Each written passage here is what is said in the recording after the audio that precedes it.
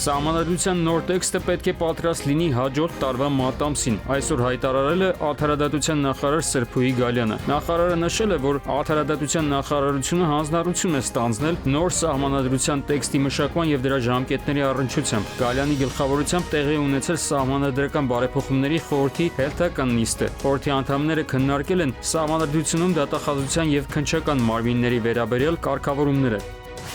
Վաղատենիցում 2 պայմանագրային զինծառայող է պայթել ականի վրա, նրանց կյանքին վտանգ չի սպառնում։ Ծառայողական պարտականությունների կատարման հետ չկապված հանգամանքներում եւ ծառայողական պարտականություններ չկատարելիս են նրանք ստացել վնասվածքները։ Հանգամանքների ճշտման ուղղությամբ պատկան մարմինները համապատասխան ուսումնասիրություններ են կատարում։ Դեպքի վերաբերյալ պարզաբանել են Պաշտպանության նախարարությունից։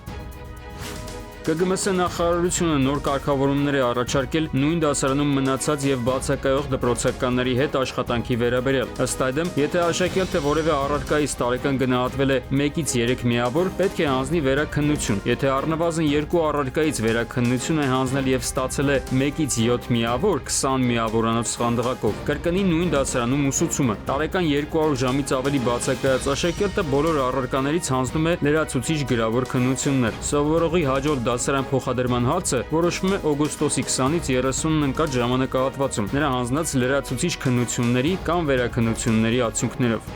Արմեն Աթելյան, ժամը լրատվական։